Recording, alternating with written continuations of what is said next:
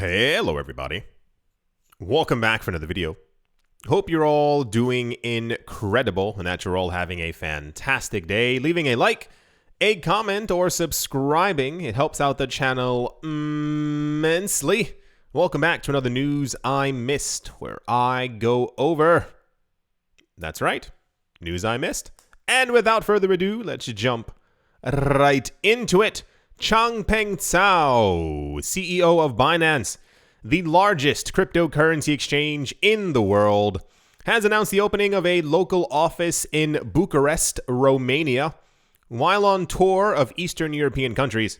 In addition, beginning in the month of October, the trading platform's customer assistance will be available in Romanian. That just seems like that should have been logical from the get-go. You wouldn't have it in Japanese in Romania. I'm just throwing it out there.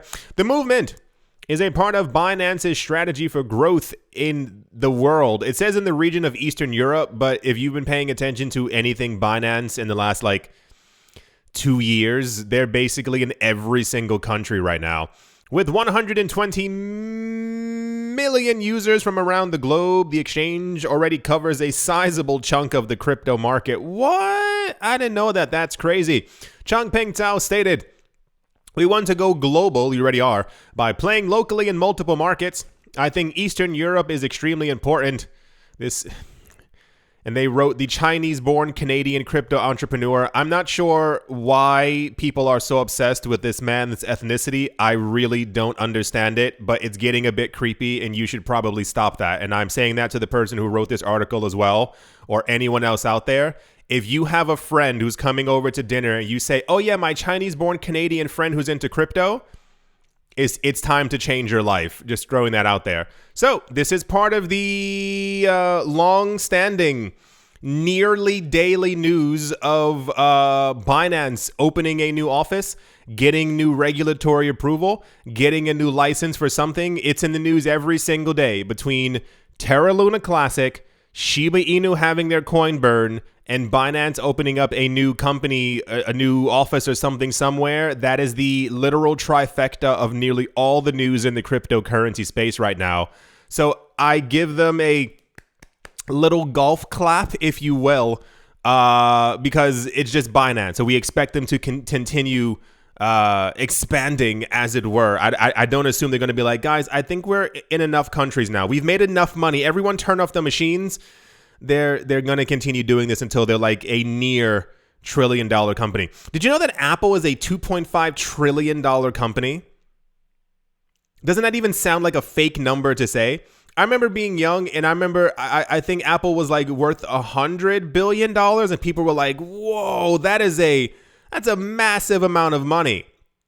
To be worth $1 trillion, if you get a chance, this is a huge side note. If you get a chance, watch a YouTube video or anything. You can definitely find them on YouTube and also on a normal website. The difference between having $1 million and having $1 billion. It doesn't make any sense. It's a number that shouldn't really exist, what have you. But the idea of having $1 trillion or being worth multiple trillions of dollars is something. Anyway, that's the Changpeng Zhao news. That was more me rambling about having $1 million and having $1 billion. No, watch, I'm telling you, it's going to blow your mind. The difference between having $1 million and having $1 billion, and then keeping in mind what it means to be $1 trillion company, which is what I assume Binance is striving for. But the number just don't make no gosh darn sense. That's the Binance has expanded to Romania. Yesterday we heard that they were in Dubai, and then before that, where were they? Ireland? Something land? All right. Let's move on. Also in the news, Walmart, the company that sells walls, has entered the metaverse with the launch of, this is not a joke, Walmart Land. Yeah.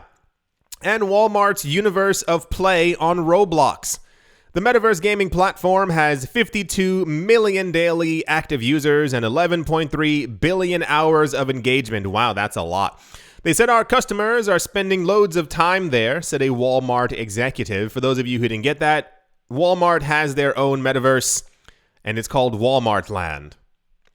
U.S. retail giant Walmart announced on Monday the launch of Walmart Land and Walmart's Universe of Play on Roblox. The announcement explains that Walmart Land will feature a virtual store of merchandise for avatars, a physics-defying Ferris wheel, wonderful, and unlockable tokens and badges that can be earned in various games and competitions. Walmart's Universe of Play will have the year's best toys, they described. The Roblox community can explore different toy worlds to earn coins for virtual goods, or complete epic challenges to build a personal trophy case, unlock secret codes, and more. Wow, definitely not my generation. I've heard of Roblox before. I assume this is it. Is that what it looks like? I know Legos. What's the other like bigger Legos? Like they look like somebody massive sized them. Anyway, so cool. Is anyone surprised? No. The name Walmart Land, I can't get with it. It's a little weird. Do they only have one Ferris wheel? I'm asking for science. Because if there's no real physical hindrance of having thousands of Ferris wheels, I assume that's how you say it in plural, all over the place. Like, think of this. There seems to be like only 6 cabins for the actual Ferris wheel. Do they have a capacity? Like, can you fit like 9,000 people inside of them? Or is it simply like 6 users at a time? Can you imagine waiting on a virtual line to go on a virtual Ferris wheel? No, it seems kind of weird, right? So I wonder, like, because they mentioned like they have a Ferris wheel and it's like one, or like when you get into it, does it like open up then into like a larger? I'm gonna shut up now. So Walmart has entered the metaverse. Or they have a metaverse. This isn't surprising to anyone. For those of you who are clutching your pearls, please unclutch them. Simply because we've been going over this for like a year now. I explained to everyone, NFTs are definitely here to stay, A. And B, I was like, there's too much money flowing into these metaverses for them not to become a thing. So you yourself personally might not be into them or might not care for the idea. I have a couple of friends who are terrified of the idea of anything digital. But there's a lot of people who are going to be using these things, and a lot of people are going to be, let's be honest, living in these places as well at some point. If you can, okay, I'll shut up. It's such a fascinating idea of owning virtual land, living in a virtual land, like something that kind of takes you away from reality. If you've never watched Black Mirror, I implore you to please do so. It's very fascinating. If you can think of a world, I'm going to move on from here, but think of this world. Rather this one, like think of this actual world that we live in. You don't have a lot of money. You don't have a lot of friends. You don't have a lot of stuff going on for you in your life. Not picking on anyone. I'm simply like stating things. Now imagine you're able to buy a headset and live inside of a digital world where you have thousands of friends. You have access to things you never thought you'd be able to see. Me and my friends were just talking about this a couple days ago. We were like, imagine trying to, go to South Africa and you don't actually have to fly there. You have a digital version of South Africa, of Johannesburg, on like a digital headset that looks completely real. And you can walk around and be there with your friends the entire day, like experiencing everything you could there. But just by putting on a headset, people would use that all the time. Being able to travel around the world for essentially paying $299 for the headset or like a $20 download to get you to that country. Of course, that would take off like wildfire. So, I look forward to seeing exactly how large these platforms become. Of course, this is clearly the beginning, the first iteration of all of these things. But in 10 to 15 years, you remembered how games looked on the NES, the SNES, the Nintendo 64, and how they look now. We will eventually get there, and that's going to be a bit of a doozy, especially imagine a metaverse that looks like as real. Like, I mean, first of all, we have Unreal Engine. Like, go look at Unreal Engine 5. But imagine everything is like paid for like in Satoshis. And at some point, hear me out here, you got like 1 million Satoshis, and now everything in that world just costs like half a Satoshi or 1 Satoshi. Like the things you... Such a fascinating time to be alive. Very, very interesting world that we are developing. I'm going to stop rambling on here, but it's fascinating to think about. Like, think of all the money that's being thrown into this. We had news earlier this year. There were a couple of banks, I think, that they said that they think that within the next 5 to 10 years, metaverses will be like a multi-trillion-dollar industry.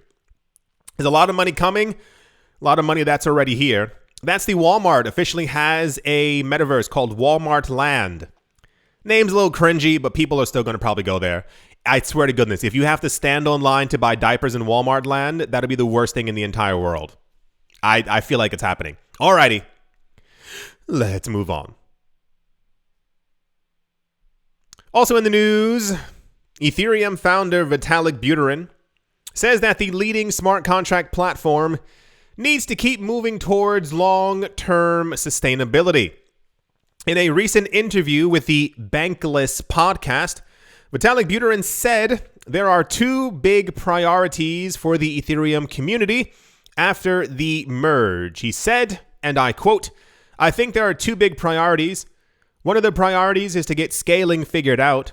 And I mean that at all layers of the ecosystem, like getting the Ethereum protocol fully roll-up ready, which includes things like proto-tank sharding, that sounds painful, getting roll-ups themselves to be fully ready for users, getting applications on top of them, getting good bridge infrastructure between them, getting all the wallets to support them, not just helping their transition to a fully roll-up centric Ethereum complete."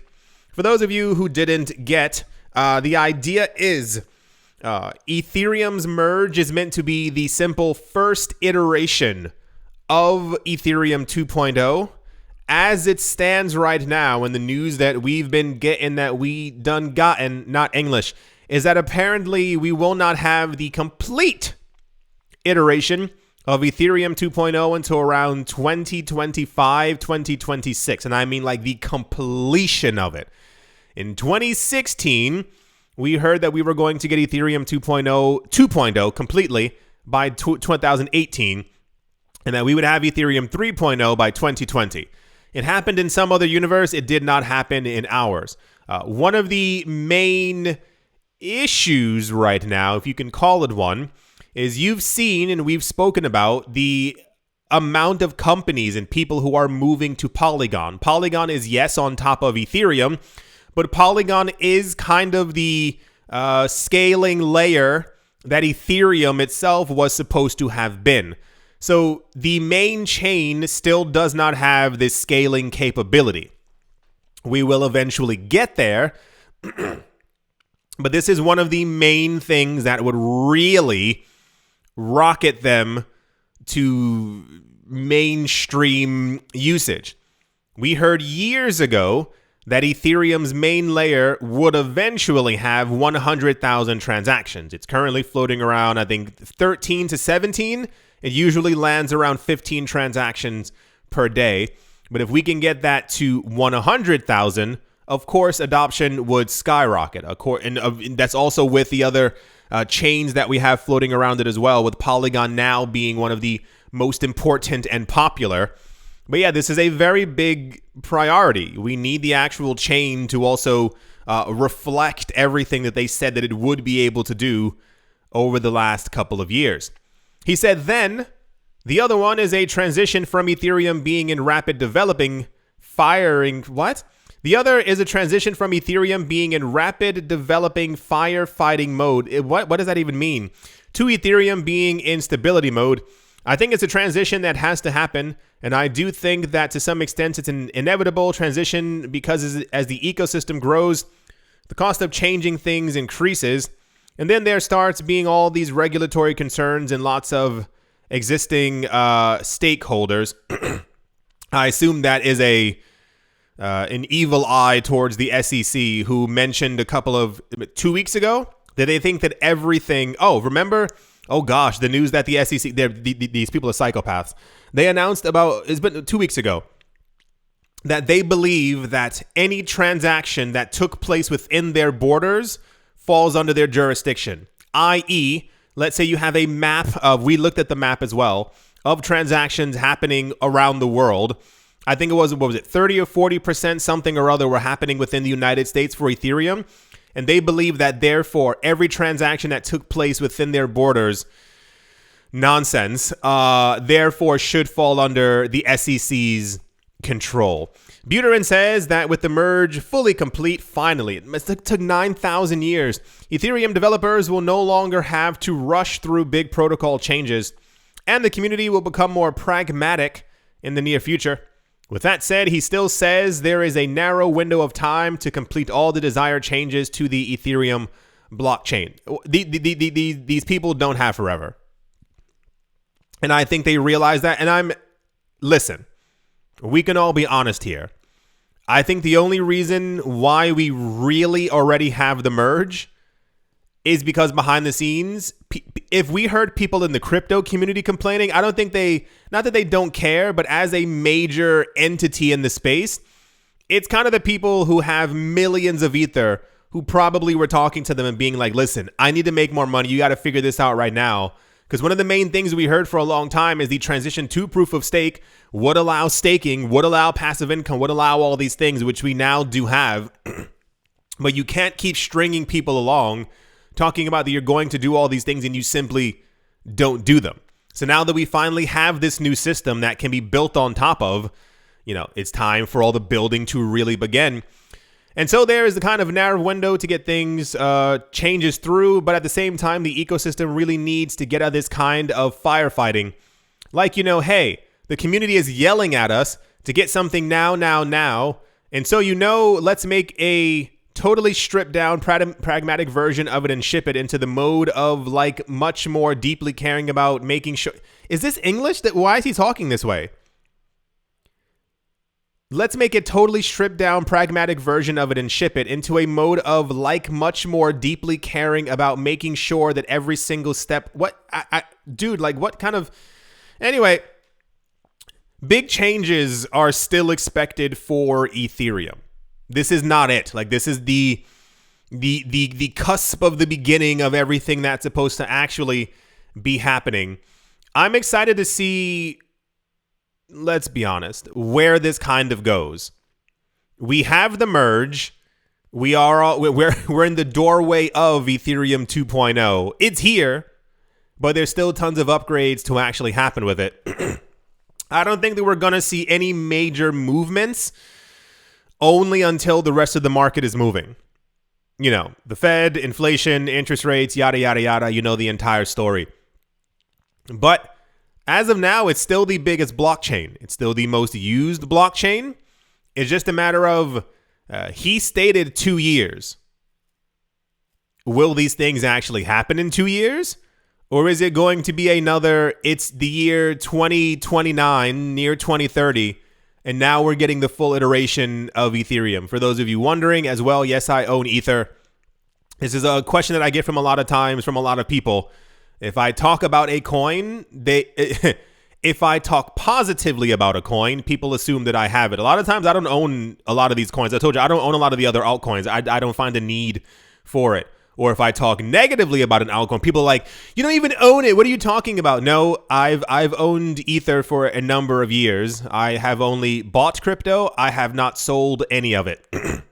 And I say that because I saw recently in the cryptocurrency news that there is allegedly another influencer who has been buying and selling coins quite massively and has been telling other people to buy these coins, and he dumps them after he talks about them. All alleged, of course, but there's a reason why I tried to be as honest with all of you, and you already know which coins I own as well.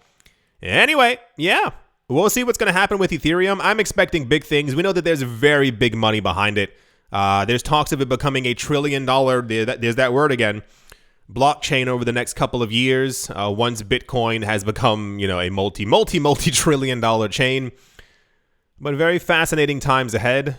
I wonder how much quicker they'll be able to deploy upgrades at this point, or if it's still going to listen. I give them 3 years realistically. If nothing has really been deployed for Ethereum 2.0 in 3 years, there's going to be a lot of conversations about Ripple smart contract platform coming forward, or Cardano, Or what's the other one? Polkadot being used more. So we'll see. That's the Ethereum in the next 2 years news. Right. I don't have the ending page of all the little goblin people moving during the transaction. So I do hope that you've all enjoyed. I know there's someone out there who doesn't look at the screen and they're like, goblin people? What are you talking about? I do hope you've all enjoyed. I do hope you all are having a great day, great morning, great afternoon, great evening, wherever you are, wherever you might be. I do hope it's absolutely fantastic. Thank you very much for all the support on this channel, on Money Rules, on the travel channel. I'm keeping up with Money Rules. I'm doing what I said I was going to do by remembering to make videos. It's difficult sometimes. I have a lot of stuff going on. I think I'm always overwhelming myself. Anyway, thank you all once again for watching, listening, commenting, and or supporting. And I will most certainly be talking to you all soon. See you.